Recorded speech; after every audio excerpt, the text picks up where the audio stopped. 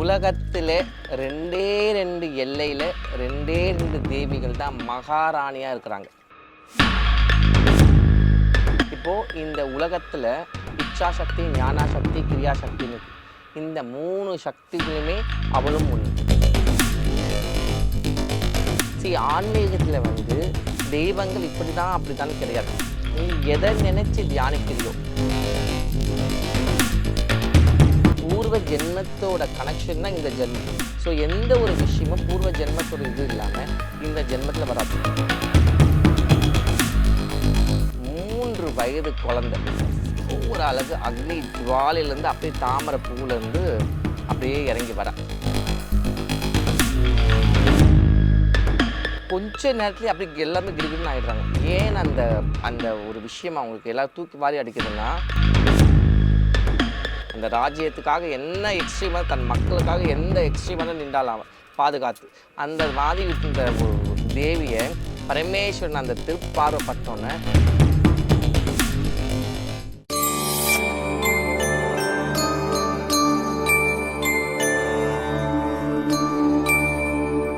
Temple express நேயர்களுக்கு வணக்கம். மதுரை மீனாட்சி அம்மன் பற்றி தெரியாத ரகசியங்கள் நம்ம கேட்டு தெரிஞ்சுக்க போகிறோம். சாமுண்டி மலாய்க்கா மேம் நம்ம கூட இருக்காங்க. வணக்கம் மேம். வணக்கம்மா. மதுரைன்னு சொன்னாலே மீனாட்சி அம்மன் தான். மதுரையாளும் மீனாட்சின்னு இன்னைக்கும் மதுரை சுற்று வட்டார பகுதி மக்கள் அவங்கள ரொம்ப ஆசாசியாக வழிபடுறாங்க. மதுரை மீனாட்சி அம்மன் பற்றி மக்களுக்கு தெரியாத புது ரகசியங்கள் ஏதாச்சும் இருக்கா? மதுரை அம்மனே ஃபஸ்ட்டு ரகசியம்தான் நான் கேட்டேன்னா. ஏன்னா கண் கண்ட தெய்வம் அவர், கூப்பிட்ட குரலுக்கு ஓடோடி வர தயாபரி அவர். என்ன, உலகத்தில் ரெண்டே ரெண்டு எல்லையில் ரெண்டே ரெண்டு தேவிகள் தான் மகாராணியாக இருக்கிறாங்க. மதுரையில் மீனாட்சி, காசியில் விசாலாட்சி. மற்ற எல்லா இடத்துலையுமே மகாராணியாக எங்கேயுமே இல்லை. சரியா? அதாவது தன்னோட பக்தர்களுக்காக எத்தனை தடவை நம்ம போயிட்டு அத்தனை கோடி மக்களும் அவங்க போய் நின்றாலும் அத்தனை கோடி மக்களுக்குமே அனுகிரகம் குறையாத அள்ளி கொடுக்குற மகாலட்சுமி அவ. இப்போது இந்த உலகத்தில் இச்சாசக்தி, ஞானாசக்தி, கிரியாசக்தின்னு இந்த 3 சக்திகளுமே அவளும் ஒன்று. மதுரை மீனாட்சி, காஞ்சி காமாட்சி, காசி விசாலாட்சி. ஸோ இந்த தேவிகளோட கட்டமைப்பு தான் இந்த பிரபஞ்சமே இயங்குதுன்னு சொல்லலாம். புரியுதா? ஏன்னா அவ்வளோ ஒரு வல்லமை படைத்த ஒரு தேவி.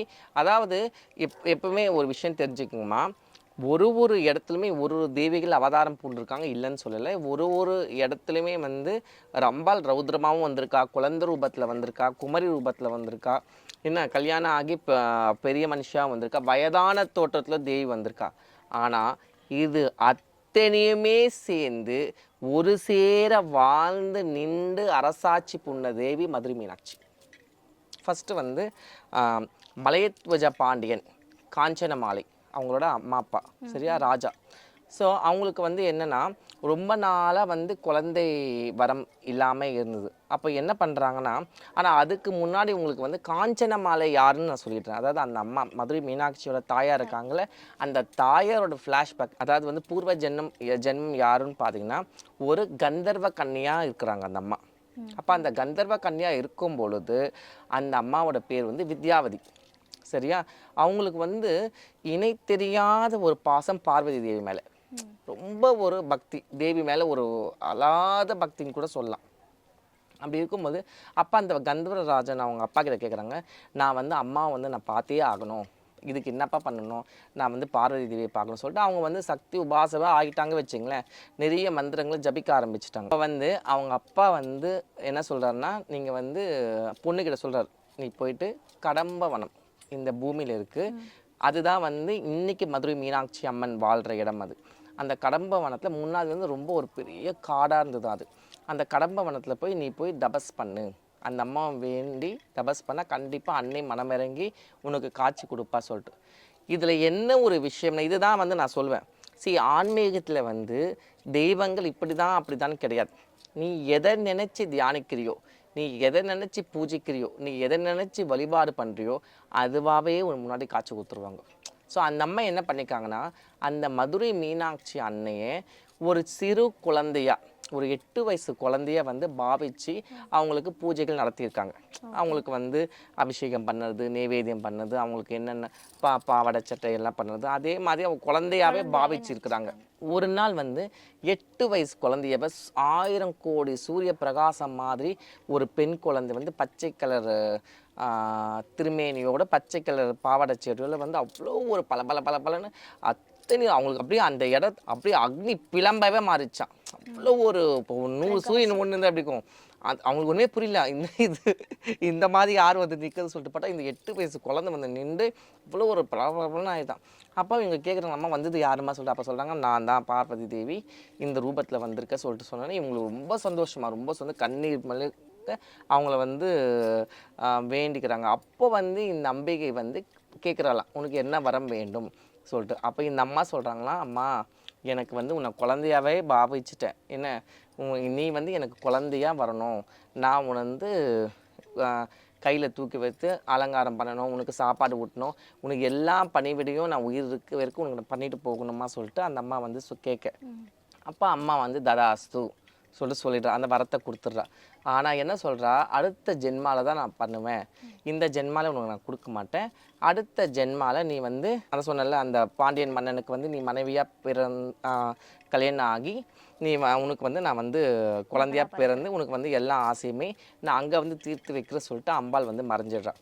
ஸோ இதுதான் வந்து அந்த அம்மாவோட ஃப்ளாஷ்பேக். இப்போ ஃப்ளாஷ்பேக் பார்த்திங்கன்னா அந்த அம்மாவோட பூர்வ ஜென்மத்தோட புண்ணியா பலன் எல்லாமே பார்த்திங்கன்னா பூர்வ ஜென்மத்தோட கனெக்ஷன் தான் இந்த ஜென்மம். ஸோ எந்த ஒரு விஷயமும் பூர்வ ஜென்மத்தோட இது இல்லாமல் இந்த ஜென்மத்தில் வராது. இன்றைக்கி நம்ம எல்லாமே வந்து நம்ம கர்மாவோட கண்ட்ரோல் தான் வரும். கர்மாவை இல்லாமல் எதுவுமே பண்ண முடியாது. அப்போது இவங்களுக்கு வந்து கல்யாணம் ஆகி என்ன வந்து குழந்தை பாக்கியம் இல்லாமல் அது குழந்தை பாக்கியம் இல்லை. இந்த காலத்தில் வந்து நம்ம என்ன பண்ணுறோம், ஹாஸ்பிட்டல் போகிறோம், ட்ரீட்மெண்ட் பண்ணுறோம், எல்லாம் பண்ணி ஏதாவது பண்ணுறோம். ஆனால் அந்த காலத்தில் அப்படி கிடையாது. ஒரு குழந்தை இல்லைன்னா மகாராஜாக்கள் என்ன பண்ணுவாங்கன்னா அங்கே இருக்கிற முனிவர்கள் ரிஷிகளை கூப்பிட்டு யாகம் பண்ணி அந்த யாக குண்டத்துலேருந்து குழந்தை வரத்தை நிறைய நம்ம கேள்விப்பட்டிருக்கோம்.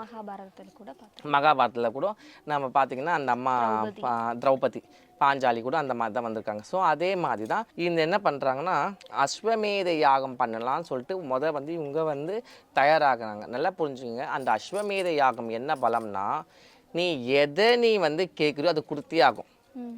நீ அஸ்வமேத யாகம் மட்டும் சரியாக முடிஞ்சிருச்சுன்னா நீ எனக்கு வந்து அந்த சொர்க்கலோகம் தான் வேணும்னா சொர்க்கலோகம் உனக்கு கொடுத்ததே அவனு ஒரு வழியே கிடையாது. ஸோ தேவி எதிர்த்து பயந்துடுறான், ஏன்பா நீ என்னோட சீட்டுக்கு இன்னும் வந்துட போகிற, நீ வந்து அஸ்வமேத யாகம் பண்ணாத, அதுக்கு பதில் வந்து புத்திர காமேஷ் யாகம் பண்ணிவிடு, உனக்கு தேவை குழந்தை தானே, நீ ஆல்ரெடி மகாராஜா நகர, நீ ஏன்பா வந்து என்னோட இதை வந்து நீ கேட்டுக்கிட்டு தொலைய போடா பாவி, அதனால வந்து நீ எனக்கு வந்து புத்திர காமேஷ்டி யாகம் பண்ணிக்கோ சொல்லிட்டு சொன்னோன்னே சரி சொல்லிட்டு அந்த யாகத்தை அப்படியே ஸ்டார்ட் பண்ணாமல் விட்டு இவங்க திருப்பி இதை ஆரம்பிக்கிறாங்க. இதை ஆரம்பிக்கும் பொழுது என்ன நடக்குதுன்னா 3 வயது குழந்தை, பெண் குழந்தை, அவ்வளோ ஒரு அழகு அக்னி ஜுவாலையிலேருந்து அப்படியே தாமரை பூவிலேருந்து அப்படியே இறங்கி வரா. ஆனால் என்ன பண்ண ஒரே கையெடுத்து கும்பிடுது, ஏன்னா அக்னிலேருந்து வரால அம்பிகை தானே வருவா, அவ்வளோ ஒரு அழகு, அவ்வளோ ஒரு தேஜஸ், அவ்வளோ ஒரு பேரருவி அப்படி கொட்டுது அவன் மேலே அந்த அழகில். சரி, அப்போ அம்பிகை வந்தோடனே எல்லாருமே கையெடுத்து கும்பிட்றாங்க. மகாராஜாவுக்கும் மகாராணிக்கும் அவ்வளோ ஒரு சந்தோஷம், அள்ளி அணைச்சி முத்தம் கொடுக்குறாங்க. இதில் என்னென்னா கொஞ்ச நேரத்துலேயே அப்படி எல்லாமே கிடுகிடுன்னு ஆகிடுறாங்க. ஏன் அந்த ஒரு விஷயம் அவங்களுக்கு எல்லாம் தூக்கி வாரி அடிக்குதுன்னா இது வரைக்கும் இயற்கைக்கு மாறான ஒரு பிறவியாக அந்த அம்பிகை இருக்கா. ஏன் அப்படி சொல்கிறேன்னா ஆணாக இருந்தாலும் சரி பெண்ணாக இருந்தாலும் சரி ஒரு விஷயத்தில் எல்லாமே ஒரே மாதிரி இருக்கும். என்னென்னு சொல்லுங்கள் பார்ப்போம், மார்பகத்தோட அந்த அந்த பாயிண்ட் சரியா. எதுக்காகனா ஆணுக்குமே அந்த அந்த நெஞ்சில் வந்து அந்த 2 இது இருக்கும், அதே மாதிரி பெண்களுக்குமே அந்த மார்பகத்தில் அந்த 2 இது இருக்கும். அது ஏன்னா எதுக்காக தெய்வம் வந்து இதை வந்து உருவாக்கி வச்சிருக்குன்னா ஆணாக இருந்தாலும் பெண்ணாக இருந்தாலும் எல்லாம் நான் தான், சிவனும் நான் தான், சக்தியும் நான் தான், ஆணும் அதே சக்தி தான், பெண்ணும் அதே ஆணுக்குள் பெண் பெண்ணுக்குள் நான். புரியுதா? அந்த ஒரு விஷயத்தை செக்ரிகேட் பண்ணதான் எல்லாம் நம்மளோட ரூபங்கள் மாறினாலும் கூட இந்த ஒரு விஷயத்தில் ஆணுக்கும் பெண்ணுக்கும் ஒரே மாதிரி இருக்கும். அப்படி இருக்கும் பொழுது அந்த பெண் தேவிக்கு என்ன ஆகுதுன்னா 3 மார்பகங்களோட பிறந்துடுறான். அப்போ இது யாருக்கும் ஒன்றுமே புரியல. ஐயோ என்ன இது இப்படி ஆகுதே சொல்லிட்டு. அப்போது அவங்களுக்கு கூட அவனுக்கு அதாவது அந்த மகாராஜா அந்த பாண்டிய மன்னனுக்கு வந்து அந்த சுந்தரேஸ்வர் சொல்லிட்டு ஒரு சிவபெருமானை தான் அவங்க வந்து வழிபாடு பண்ணியிருக்காங்க. அப்போ அந்த அந்த குழந்தைக்கு எடுத்துகிட்டு போய்ட்டு அந்த சிவபெருமான் கிட்ட வச்சு வழிபாடு பண்ணும்பொழுது என்ன அசிரியாக வருது என்னன்னா, இந்த பெண் குழந்தை என்னைக்கு வந்து அந்த அம்பிகை அந்த பெண்ணோட திருமணம் யாரோட நடக்க போதோ, எந்த ஆண் அந்த பெண்ணுக்கு திருமணம் நடக்க போதோ அன்னைக்கு இந்த மார்பகம் வந்து மறைஞ்சு போயிடும். அந்த 3வது மார்பகம் மறைஞ்சு போயிடும். அது வரைக்கும் நீ வந்து சகல வித்தைக்கும் அவளை அதிபதியாக ஆக்கு. நீ வந்து அத்தனை வேத சாஸ்திரங்கள் அத்தனை ஒரு ஆணுக்கு உரிய அத்தனை வீரத்தையும் கலைகளையும் கற்று அவங்களுக்கு தேர்ச்சி கொடு சொல்லிடுது அந்த ஆசிரியரில் வந்து யார் சொல்ல இவ தான் சொல்லுவேன், வேறு யார் சொல்ல முடியும், சொல்லி முடிஞ்சிடுறான்.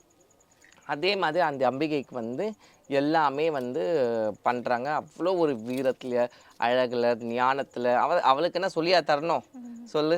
அந்த பிரம்மத்துக்கு பிரம்மம் அவளுக்கு சொல்லி தருவோம். எல்லாமே அவளோட ஞானம் தானே. இருந்தாலும் அவள் எடுத்த பிறவி இல்லை அது. அதனால் ஒரு விளையாட்டு திருவிளையாடல் அப்படி நடக்குது. அப்படி நடக்கும் பொழுது என்ன ஆகுதுன்னா, திக் விஜயம் பண்ணுற அம்மா. சரி நல்லா புரிஞ்சுங்க, அந்த காலத்தில் வந்து ஒரு எல்லாமே நம்ம வந்து ஒரு நிலைக்கு வந்துட்டு என்ன பண்ணுவாங்கன்னா, அந்த அரசர்கள்லாம் வந்து மற்ற அரசர்கள் கூட சண்டை விட்டு ஜெயிப்பாங்களாம். அதாவது அந்த அரசர்களை வந்து இது பண்ண மாட்டாங்க, ஜெயிச்சு தன்னோட அரசோட கட்டுப்பாட்டில் வச்சுக்குவாங்க. அதாவது நாசம் பண்ண மாட்டாங்க, கொலை பண்ணி அவங்கள வந்து அவங்க கீழே வந்து வச்சுக்குவாங்க. அதே மாதிரி அம்பிகை என்ன பண்ணுறா, இந்த உலகத்தையே முடிச்சிடுறா, ஜெயிச்சிடுறா. ஜெயிச்சு என்ன பண்ணுறா, அவள் ஜெகன் மாதா வச்சு இந்த உலகெல்லாம் எந்த மூளை அவளுக்கு. உடனே என்ன பண்ணுறா, திக் விஜயம் வந்து சொர்க்கத்துக்கு படையெடுக்கிறா. போயிட்டு தேவரகுலியம் வச்சு விளாசுறா. தேவி வந்து ஓடியே போயிட்டாராம். நவ கிரகங்கள் இருந்த இடத்த விட்டு ஓடிட்டாங்களாம். ஸோ அங்கேயும் ஜெயிச்சுட்டான். அதுக்கப்புறம் என்ன பண்ணுறா, கைலாயம் போகிறா. கைலாயம் போனோன்னே பரமேஸ்வரன் என்ன பண்ணுறாரு, நந்தி பகவானையும் பூதங்களையும் அப்படின்னா அங்கே அவங்க தானே காவல் போய் என்னன்னு பாருங்க சொல்லிட்டு வந்திருக்கிறது யார், பூத பிரேத பிசாசுக்கு அதிபதியாவ மகா காளியை அவ தானே சொல்லு.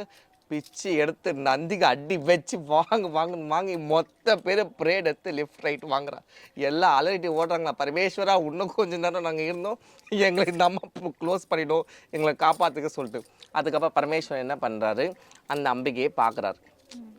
அந்த அழகுனா பேப்பட்ட அழகோ அழகா அந்த அந்த அழகில் அம்மா அப்படி மயங்கி நின்றுட்டாலாம். புரியுதா? அது வரைக்கும் ஒரு ஆணாவே அவள் இருந்தாலாம். அந்த ஒரு பெண் அந்த இதுவே தெரியல அவளுக்கு. அடிக்கிறது வெட்டுறது குத்துறது அந்த ராஜ்யத்துக்காக என்ன எக்ஸ்ட்ரீமாக தன் மக்களுக்காக எந்த எக்ஸ்ட்ரீமான நின்றாலாம் பாதுகாத்து. அந்த மாதிரி இருந்த ஒரு தேவியை பரமேஸ்வரன் அந்த திருப்பார்வைப்பட்டோன்னே அந்த மார்பகம் மறைஞ்சிருது. அப்போ அம்மாவுக்கு புரிஞ்சுக்கிறா, உணர்ந்துருது அம்மாவுக்கு. அப்போது நம்மளோட கணவன் இவர் தான். ஏன்னா ஆல்ரெடி வந்து அவங்க அப்பா இறக்கிறதுக்கு முன்னாடி சொல்லிட்டு போய்க்கிறாருல்ல, இதுதான் அந்த ரகசியம் சொல்லிட்டு. அப்போது இதுதான் வந்து நம்மளோட கணவன் சொன்னால் அப்போ அவர் சொல்கிறாரு, நீ கோவத்தை விட்டுட்டு என்ன நீ போய் மதுரையில் இரு, நான் வந்து முறைப்படி வந்து பொண்ணு கேட்டு உன்னை வந்து திருமணம் பண்ணிக்கிறேன் சொல்லிட்டு அம்மாவை சாந்தப்படுத்தி அமுச்சுவிட்டு அம்மா அதோட வந்து ரொம்ப அமைதியான அது வரைக்கும் தடா புடா இருந்த ஆக்ரோஷமாக இருந்தவ அதுக்கப்புறமா ரொம்ப சாஃப்டாகி வந்து மதுரையில் இருக்கிறான். ஸோ இந்த மாதிரி அம்பிகை பற்றி பேசினே போகலாம். மதுரை மீனாட்சி வந்து பேசுகிறதுக்கெல்லாம் ஒன்றும் சொல்கிறதுக்கே கிடையாது. அதாவது நாளுக்கு ஆக தேன் ருசிக்கிற மாதிரி அவளோட பேச்செல்லாம் அவளை வந்து நம்ம பேசுறது.